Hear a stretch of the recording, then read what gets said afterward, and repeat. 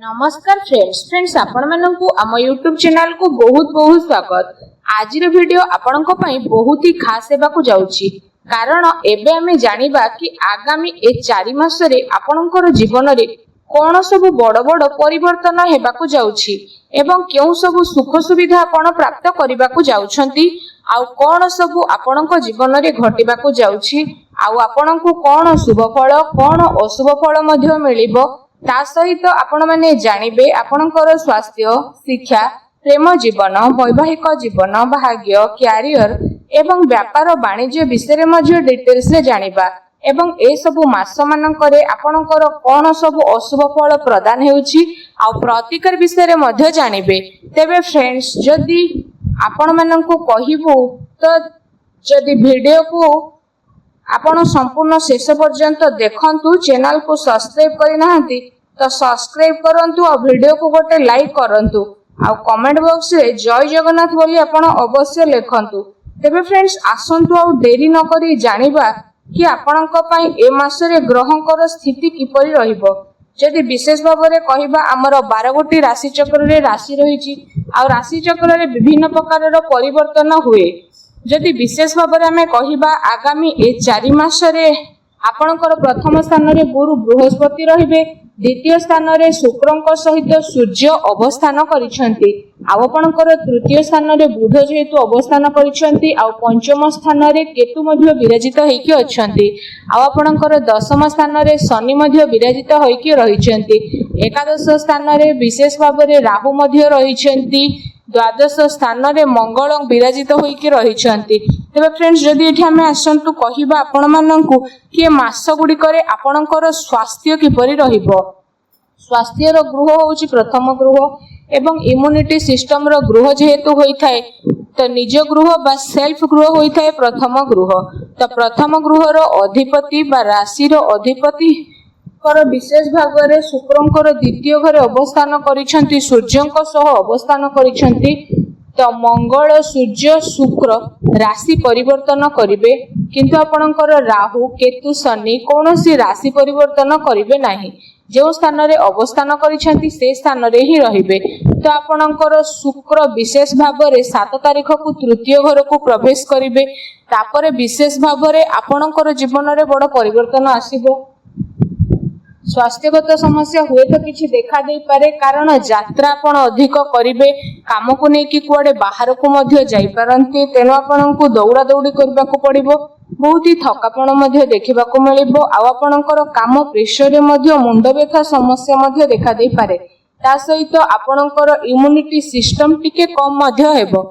तेनो ए समय रे आपण टिके शरीर प्रति निश्चिंत ध्यान देबा आवश्यक रहिछि। तापरे जेते बेले आपण विशेष भाव रे 1 तारिख रु 25 तारिख विषय रे चतुर्थ ग्रह को जेबे शुक्र आसी जिवे तो आपणकर स्वास्थ्यगत समस्या सेते देखा देबो नाही कारण शुक्र जेहेतु केंद्र को आसीबे भल स्थान को आसीबे तो आपणकर जहा भी किछि समस्या थिला स्वास्थ्य को नै कि पूर्वरु छोटा मोटा जहा भी समस्या थिला तो से सब ठीक हेबा पई लागिबो देखिबा आपणकर शरीर बहुत ही भल रहइबो।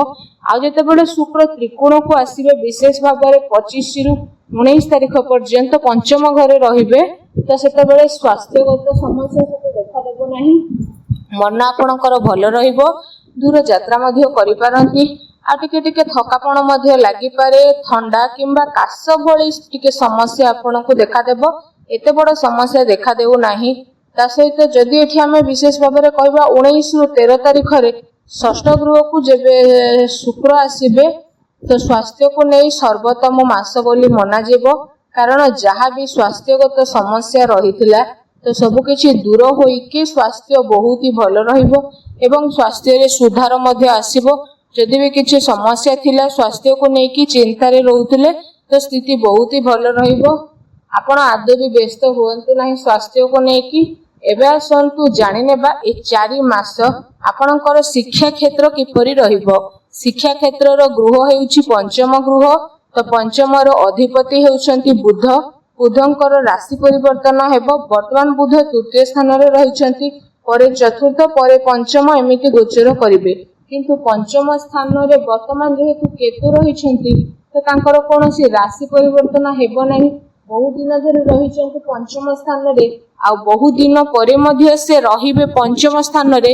ତ କେତୁ ହେଉଛନ୍ତି ଯେହେତୁ ଛାୟା ଗ୍ରହ, ଅତୁତ ଗ୍ରହ, ପାପୀ ଗ୍ରହ ବୋଲି ମଧ୍ୟ ଯାହାକୁ ମନାଯାଏ, ତ ଆପଣଙ୍କର ମନକୁ ସବୁବେଳେ ସେ ଭଟକେଇବେ। ଆପଣଙ୍କର ମନ ପାଠ ପଢାରେ ଲାଗିବନି, ମନ ଇଆଡେ ସିଆଡେ ଲାଗିବ। ଆପଣଙ୍କର କୌଣସି କାର୍ଯ୍ୟରେ ମନ ଲାଗିବନି, ବିଶେଷ ଭାବରେ ପାଠକୁ ନେଇକି।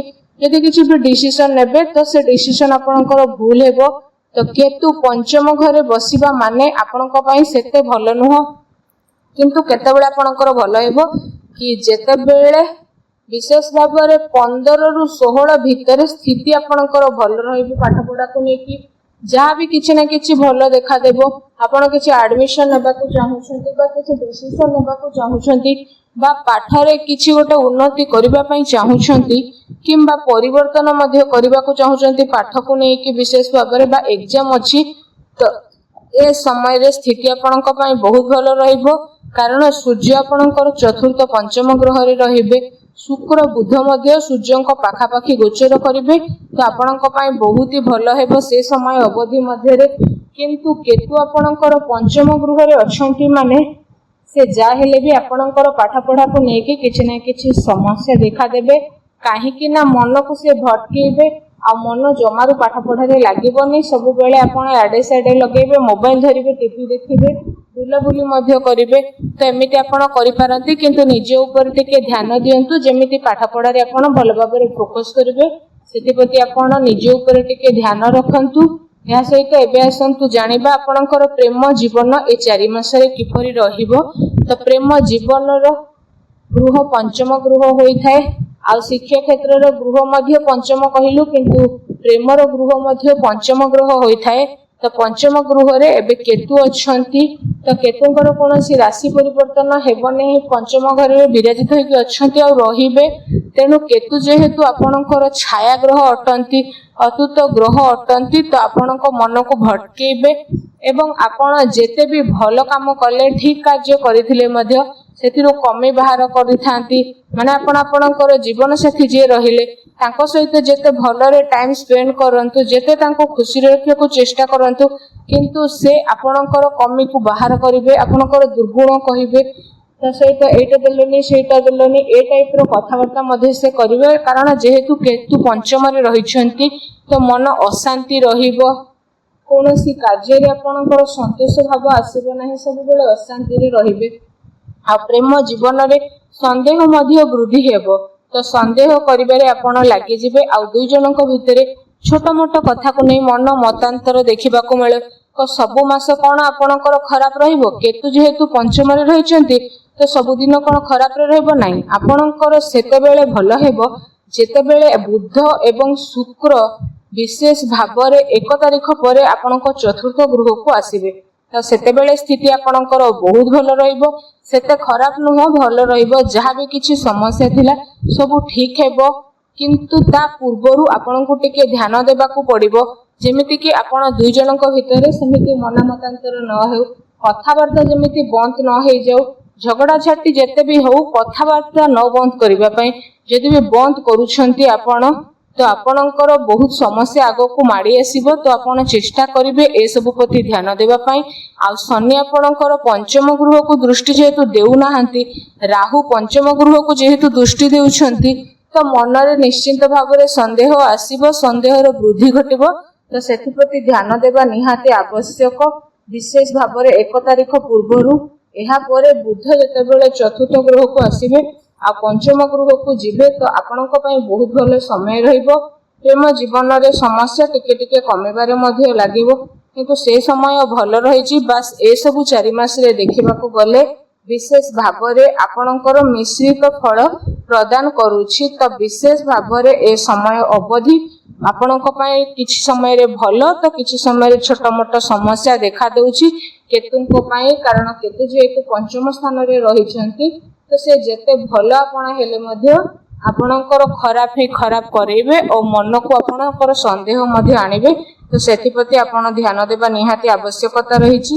ତେବେ ଫ୍ରେଣ୍ଡସ୍, ଏବେ ଆସନ୍ତୁ ଜାଣିବା କି ଆପଣଙ୍କ ପାଇଁ କଣ ସବୁ ପ୍ରତିକାର ରହିଛି।